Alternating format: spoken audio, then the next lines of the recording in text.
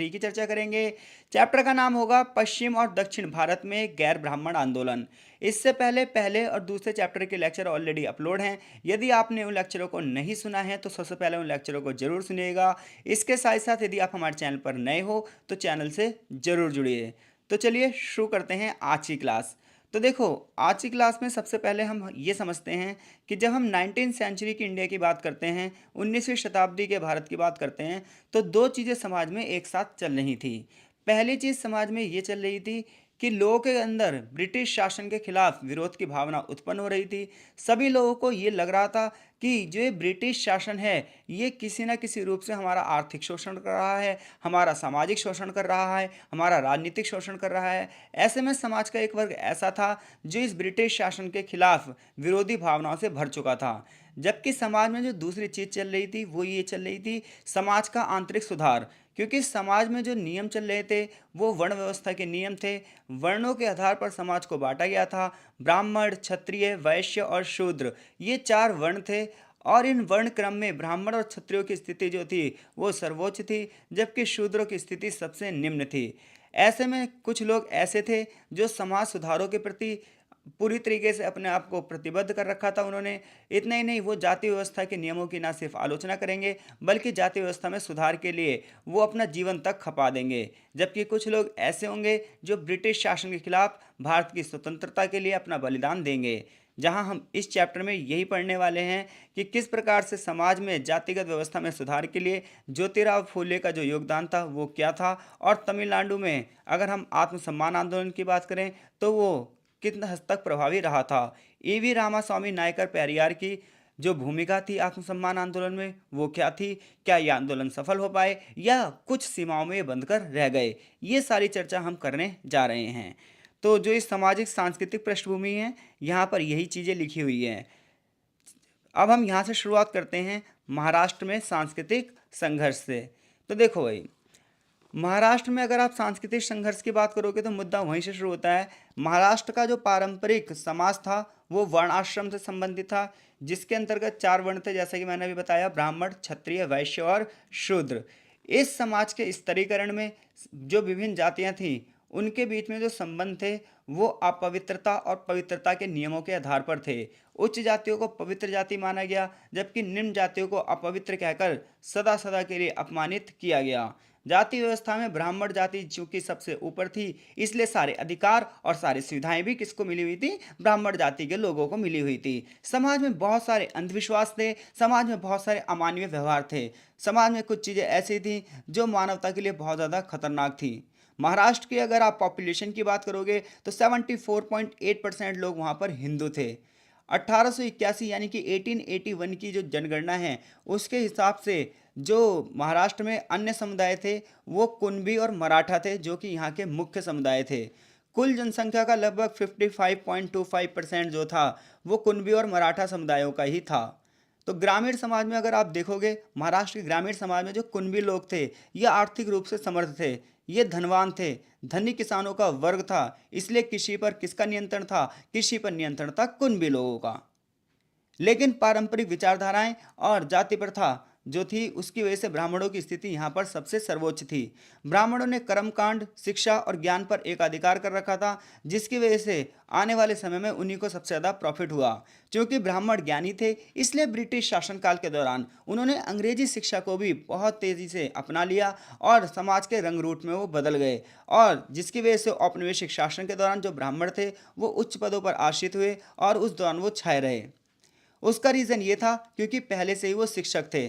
विभिन्न ब्राह्मणों ने आचार्य, दफ्तरशाह, लेखक, संपादक और वकील के रूप में कार्य किया। ऐसे माहौल में पता है क्या हुआ, ऐसे माहौल में ये हुआ जो गैर ब्राह्मण जातियां थीं उनके मन में डर पैदा हो गया कि यार आने वाले टाइम पे जितने भी आर्थिक संसाधन हैं उस पर ब्राह्मण कब्जा कर लेंगे और हम लोग तो दरिद्र के दरिद्र बने रह जाएंगे, गरीब के गरीब बने रह जाएंगे। ऐसे में ऐसी रूढ़िवादी सामाजिक व्यवस्था के खिलाफ सबसे पहले जो ईसाई मिशनरी आई थी, यानी कि ब्रिटिश शासन के दौरान जो ईसाई मिशनरी आई थी, ये अपने ईसाई धर्म के प्रचार प्रसार के लिए हिंदू धर्म की आलोचना करने लगी। और समाज में इन्होंने उन लोगों को पकड़ा जो हिंदू व्यवस्था की वजह से क्या थे, पीड़ित थे। ऐसे में उन लोगों के लिए इन्होंने खुलकर आलोचना करी। इन्होंने कहा जब तक तुम जातिवाद के बंधनों में बंधे हो ना तब तक तुम ऐसे ही रहोगे, आओ कभी क्रिश्चियनिटी में तो इस प्रकार से क्रिश्चियनिटी को बढ़ावा देने के लिए इन्होंने उदारवादी विचारधाराओं को बढ़ावा दिया। कुल मिलाकर लेकिन फिर भी हमारे देश में जो जातिगत व्यवस्था थी उसके पतन में ईसाई मिशनरियों का बहुत बड़ा योगदान है। जो हम अगर सुधारवादी आंदोलनों की बात करें महाराष्ट्र में, तो ये दो शाखाओं में बटे हुए थे। जैसे कि ज्योतिराव फूले जैसे जो लोग थे, वो अपनी तर्कशीलता के आधार पर, लॉजिकल बुद्धि के आधार पर समाज में क्रांतिकारी तरीके से समाज को एक बार फिर से गठन करने की कोशिश कर रहे थे। वहीं दूसरी ओर महादेव गोविंद रानडे जैसे जो लोग थे, ये चाहते थे परंपराएं तो पुरानी ही बन रही रहे, लेकिन उन्हें अपडेट कर दिया जाए। उन प्राचीन परंपराओं में जो कुरीतियां हैं उसे खत्म कर दिया जाए और सनातन धर्म को और आगे बढ़ाया जाए। तो सबसे पहले हम ज्योतिराव फूले की बात करेंगे, जिनका पूरा नाम है ज्योतिराव गोविंदराव फूले। ज्योतिराव गोविंदराव फूले की अगर हम बात करें तो इनका जन्म माली परिवार में हुआ था। इनके जो पिताजी थे वो माली और फूलों के सौदागर थे। फूले का जन्म चूंकि शूद्र परिवार में हुआ था, महार जाति में हुआ था, ऐसे में इनके साथ भी जातिगत भेदभाव हुआ। शुरुआत में उन्होंने ईसाई मिशनरी एक स्कूल में क्या करा, शिक्षा को ग्रहण करना शुरू किया, लेकिन आगे चलकर बीच में ही उन्हें कुछ ही सालों के बाद अपनी इस शिक्षा को ख़त्म करना पड़ा। 1848 की बात है और वहाँ पर एक घटना घटती है फूले के जीवन में, और ये घटना उनके जीवन को सामाजिक क्रांति के लिए पूरी तरीके से प्रतिबद्ध करती है, और यहीं से वो सीधा साधा फूले नाम का बच्चा जो था वो सामाजिक क्रांतिकारी बन जाता है। वो घटना पता क्या थी, वो अपने एक मित्र के यहाँ विवाह में शामिल होने के लिए गए थे। उनका वो मित्र जो था वो ब्राह्मण था, लेकिन वहीं पर कुछ कट्टर ब्राह्मण भी आए हुए थे, जहाँ उन्होंने उन्हें शूद्र कहकर उनका अपमान किया। देखो इस घटना में दो चीज़ें हैं। पहली चीज़ ये है कि भले ही ज्योतिराव फूले एक निम्न जाति के व्यक्ति थे, शूद्र जाति से आते थे, लेकिन फिर भी उनका एक मित्र था ब्राह्मण, और वो कितना अच्छा मित्र था जो जिसने उन्हें अपनी शादी में ही बुलाया था। लेकिन वहीं पर कुछ ऐसे भी कट्टरवादी ब्राह्मण थे जिन्होंने उनको शूद्र कहकर अपमानित किया और वहाँ से चले जाने के लिए कहा। ऐसे अपमान को ज्योतिबा फूले सहन ना कर सके और उन्होंने ये सोचा कि मैं समाज में सुधार लाकर ही रहूँगा। इससे आपको पता चलता है कि हर जाति हर धर्म में दो प्रकार के लोग होते हैं, एक अच्छे भी होते हैं और एक बुरे भी होते हैं। एक ब्राह्मण उनका मित्र था, जबकि वहीं अन्य ब्राह्मणों ने उनके शूद्र कहकर क्या करी, अपमानित किया। तो समाज और अर्थव्यवस्था के प्रति ज्योतिराव फूले की विचारधारा क्या थी? तो समाज और अर्थव्यवस्था की असलियत जानने के लिए पता है फूले घर में जाकर बैठकर रोने नहीं लगे। उन्होंने वेदों का अध्ययन किया, मनु का अध्ययन किया, पुराणों का अध्ययन किया, बुद्ध के विचारों को पढ़ा, बसवेश्वर नाथ के विचारों को पढ़ा, और बहुत सारे जैन तीर्थंकरों की विचारधाराओं को पढ़ा, बहुत सारे भक्ति संत के हिंदू ग्रंथों को पढ़ा, और उन्होंने ईसाई धर्म की बाइबल को भी पढ़ा, इस्लामिक ग्रंथों को भी पढ़ा। उन्होंने जब इन सभी ग्रंथों को पढ़ा तो उनकी बुद्धि में तर्कशीलता आ गई, वो लॉजिकल बन गए। उन्होंने कहा यार ये सारे धर्म ही किसी ना किसी प्रकार से लोगों को अपमानित करते हैं। इसलिए उन्होंने एक नए सिद्धांत का प्रतिपादन किया, समानता के सिद्धांत का, राइट टू इक्वलिटी का। उन्होंने कहा इस सत्तावादी संरचना में चाहे आप शूद्रों की बात करो और चाहे स्त्रियों की बात करो, इन्हें हमेशा से अधीन रखा गया है। चाहे वो हिंदू धर्म हो, इस्लाम धर्म हो, क्रिश्चियनिटी हो, हर किसी ने स्त्रियों को अपमानित किया है।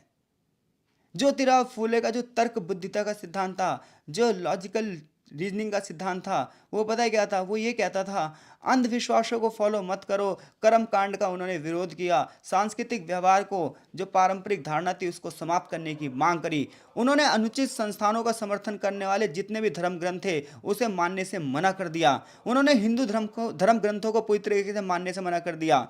आगे चलकर ज्योतिराव फूले के ही विचारों पर डॉक्टर बाबा साहेब अम्बेडकर भी चले थे। सामाजिक, आर्थिक, राजनीतिक, आर्थिक हर मामलों में वो सुधार चाहते थे। कौन? ज्योतिराव फूले। ज्योतिबा फूले जाति व्यवस्था को मानव समानता के खिलाफ मानते थे। उन्होंने कहा ये विशेषकर जो जाति व्यवस्था है ये शूद्रों को क्या करती है, हमेशा अपमानित करती है, उसे दास बनाकर रखती है। अछूतों को दिन में सड़कों पर घूमने की मनाही थी, क्योंकि ऐसी मान्यता थी कि उनकी परछाइयों की वजह से ब्राह्मण और उच्च जातियां अपवित्र हो सकती हैं। अतिशूद्रों के प्रति ब्राह्मणों के इस अमानवीय व्यवहार की वजह से फूले ने अपने आप को जाति व्यवस्था का विद्रोही बना दिया।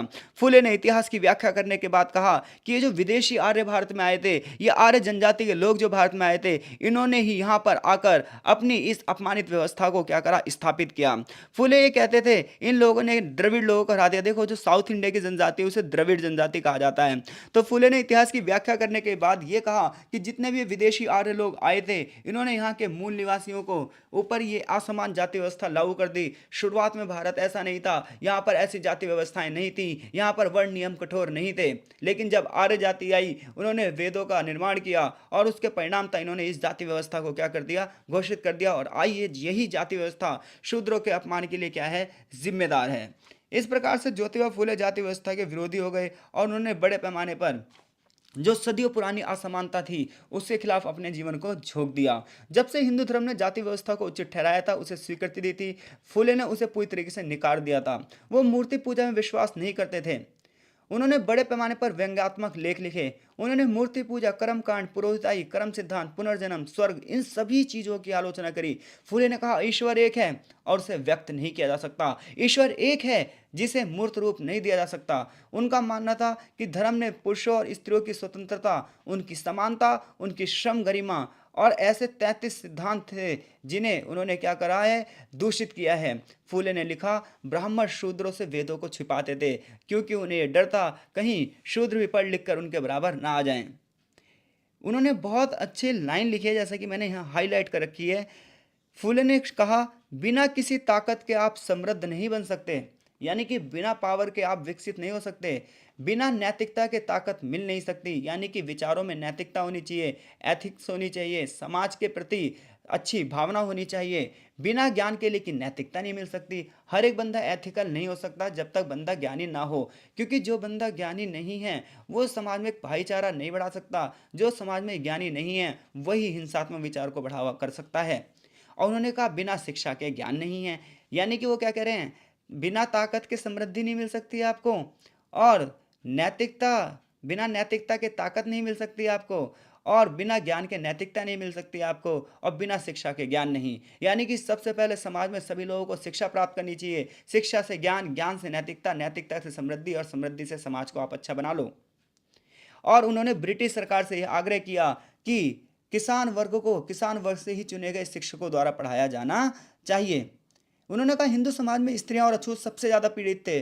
फूले ने यह भी कहा कि स्त्रियों की मुक्ति समाज के दूसरे वर्गों की मुक्ति के साथ जुड़ी हुई थी। उन्होंने स्त्रियों को अनपढ़ रखने के लिए पुरुषों को जिम्मेदार ठहराया, ब्राह्मणों को जिम्मेदार ठहराया।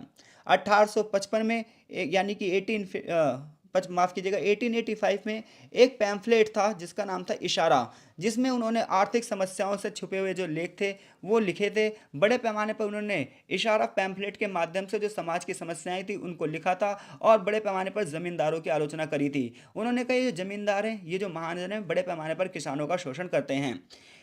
फूले ने ब्रिटिश शासन को शूद्रों की दास्ता को खत्म करने के लिए एक हथियार रूप में समझा। उनका यह मानना था कि ब्रिटिश शासन ही है जो समाज की जो रूढ़िवादी परंपरा है उससे मुक्ति दिला सकता है। उन्होंने भारतीय राष्ट्रीय कांग्रेस का भी विरोध किया था। उनका यह मानना था किसान वर्ग की समस्याओं को हल करने में ये जो कांग्रेस है असफल रही। राष्ट्र की उनकी संकल्पना समानता और समानता पर आधारित थी। तो इस प्रकार से अगर आप देखो तो जो ज्योतिबा फूले थे उन्होंने जाति व्यवस्था, स्त्रियों की दशा, सामाजिक व्यवस्था के प्रति अपने जीवन को न्यौछावर कर दिया, और अपने आप को इसलिए ऐसा किया उन्होंने क्योंकि उनके साथ भी कहीं ना कहीं अपमान हुआ था। ज्योतिबा फूले एक सक्रिय कार्यकर्ता भी थे। अपने विचारों के प्रसार के लिए उन्होंने बहुत सारी पत्र पत्रिकाओं और पुस्तकों में मराठी भाषा का प्रयोग किया। फूले ने मराठी भाषा में एक पत्रिका थी दीनबंधु नाम की पत्रिका, तो दीनबंधु पत्रिका के माध्यम से उन्होंने अपने विचारों का प्रचार प्रसार किया। 1873 की बात है, उन्होंने गुलामी यानी कि स्लेवरी नाम से एक पुस्तिका निकाली, जिसमें उन्होंने जो पहले के मराठा पेशवा थे उनके अधीन जो शूद्रों की दास्ता थी उसकी तुलना अमेरिका के गोरे काले भेदभाव के आधार पर की। उन्होंने गुलामी नाम की इस किताब में ये लिखा कि जिस प्रकार से अमेरिका में निगरों को दास्त बनाया जाता था, काले लोगों के साथ गैर व्यवहार किया जाता था, उसी प्रकार से भारत में जातिगत व्यवस्था थी। उन्होंने श्वेत कार्याचा आसुदा में किसानों की दुर्दशा के बारे में लिखा। तो इस प्रकार से देखा जाए तो उन्होंने एक किताब लिखी गुलामी, इस प्रकार से एक उनका पैम्फलेट था इशारा, और इसके हिसाब से श्वेत कार्य आसुदा, ये कुछ किताबें थी, कुछ पत्र पत्रिकाएं थी जिसमें उनके लेख लिखे थे, और इन लेखों के माध्यम से वो सामाजिक व्यवस्था में सुधार करना चाहते थे। 1870 तक आते आते यानी कि 1870 तक आते आते जो उनके विचार थे वो समाज में पूरी तरीके से दिखाई देने लगे। आगे चलकर उन्होंने महिलाओं के लिए भी काम करा। 1851 में उन्होंने एक स्कूल बनवाया जो कि सिर्फ लड़कियों के लिए और शूद्र परिवारों के लिए खोला गया था। इतना ही नहीं, उन्होंने विधवाओं को संरक्षण देने की बात भी की, विधवा पुनर्विवाह देने की बात भी करी। उन्होंने अपने घर में पानी का एक औहदा खुलवाया जो कि शूद्रों के लिए था, जहां शूद्रों को पानी मिलता था। फूले ने आगे चलकर सामाजिक व्यवस्था में सुधार के लिए सत्य शोधक समाज की भी स्थापना करी। अगर आप ये देखोगे ना, तो ऐसे क्वेश्चन एक एक नंबर के बहुत सारे कॉम्पिटिटिव एग्जामों में भी आते हैं, तो इसलिए इन्हें बहुत ध्यान से पढ़ो। आगे 20वीं शताब्दी में, प्रारंभिक 20वीं शताब्दी में गैर ब्राह्मण आंदोलनों के बारे में बताया गया है। आगे चलकर क्या हुआ, जब ज्योतिबा फूले का स्वर्गवास हो गया तो उनके द्वारा जो सत्यशोधक समाज था उसका आंदोलन का जोर कम हो गया।